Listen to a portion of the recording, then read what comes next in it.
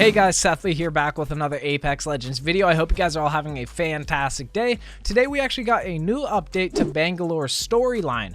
But before I get into that, I'm going to be going over her original storyline that came out when the game was released. So if you guys have already read all of the lore from the original release of the game, make sure to skip to the time on screen right now to be able to see the new update we did get to her lore. But let's get right into it. Starting off, her name is Anita Williams, and she's 35 years old, and she's a professional soldier. She was born into a military family where she, her parents, and her 4 older brothers all served in the IMC Armed Forces.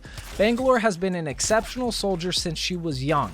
She was top of her class at the IMC Military Academy and the only cadet who could take apart a peacekeeper, equip it with a precision choke hop-up, and put it back together in under 20 seconds, blindfolded. 3 years ago, Anita and her brother Jackson were ordered to retrieve a mercenary fleet from the Outlands to aid in the IMC's fight against the militia. However, their unit lost contact with the IMC HQ and were ambushed on arrival. The squad scattered, but Jackson stayed behind to give his sister time to escape. Alone with no way home, Anita put her training, extensive weapon knowledge, and competitive spirit to work by joining the Apex Games. Now, she fights to raise money for passage back to the IMC home base, where she hopes to reunite with what remains of her family. Now let's get right onto the new updated lore we did get today. I'll go ahead and show the updated lore on screen right now for you guys.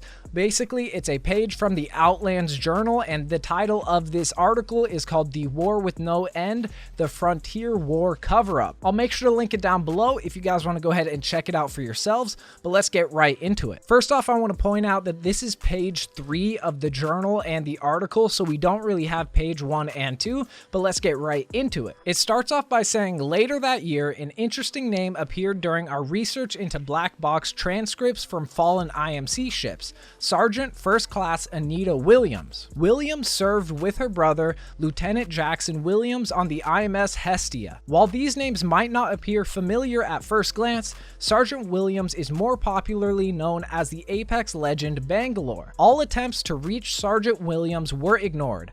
At one point, she threatened bodily harm if we continued harassing her, as if civilians seeking the truth were somehow the antagonists in all of this. This transcript details the final moments of her brother's life. So basically, this is a conversation between Bangalore and her brother.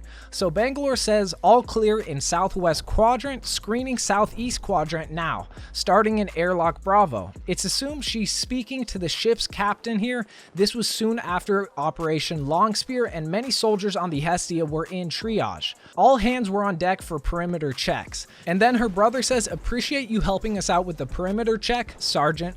You're one of the few soldiers who made it through in one piece." Then Anita or Bangalore says, "No thanks necessary, orders are orders, sir." And then Jackson says, "Still, you could have argued with me." And then Bangalore says, "I don't argue with officers who outrank me."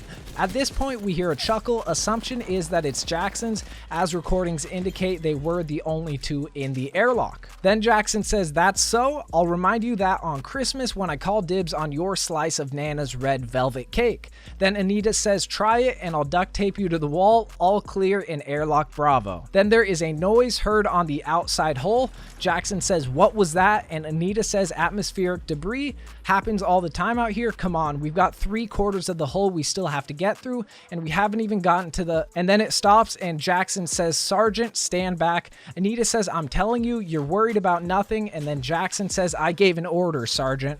Anita says, "Copy." And then Jackson says, "I have a 406T on the outer hull in Airlock Bravo. Engaged, I repeat, engaged." Anita says, "A 406, that's a..." And then Jackson says, "Damn it, Nita, get the away from the..." And then there's an explosion. The duration of recording was difficult to transcribe due to explosive depressurization.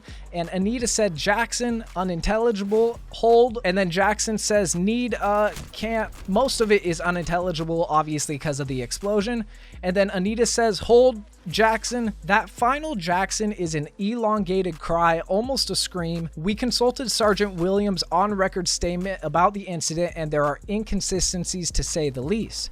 She remembers the conversation as revolving around Thanksgiving, not Christmas. She remembers grabbing the handle of the holding area door, but doesn't remember whether she grabbed her brother's hand to save him or he grabbed hers. Are these the mistakes of a woman who suffered a traumatic experience, or something else entirely? Surprisingly, Sergeant Williams did tell us in an unhinged tirade that her brother was not dead. Does she know something that this transcript doesn't tell us? Is the truth about Lieutenant Williams' death far more sinister? What, if anything, does Apex legend Bangalore know about the last days of the Frontier War after the communications blackout of 2715?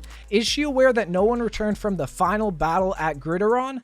Does she know who won the war? This reporter will continue to dig until answers are found. As always, if anyone has any information pertaining to Sergeant Williams or the Frontier War, we encourage you to contact us here at the Journal. Tomorrow we have an exclusive interview with Ranson Mandalay, a resident of Talos, who claims he is Heinrich Hammond, the father of the Frontier, now at the ripe old age of 650. What evidence does he have to support this claim? Could he be telling the truth? Decide for yourself in tomorrow's edition of the Outlands Journal. And that's the end of the story we do have for Bangalore. Make sure to comment down below what you guys think about this story. I definitely think it's interesting, and I'm really wondering if her brother might join the Apex games as a new legend. I think that would be pretty cool. Make sure to let me know down in the comments what you guys think. If you did enjoy the video, make sure to hit that like button. It really does help me out a ton. And if you guys are new to the channel, make sure to hit that subscribe button and turn on that notification bell. It's been your boy Sethly, and I'm out.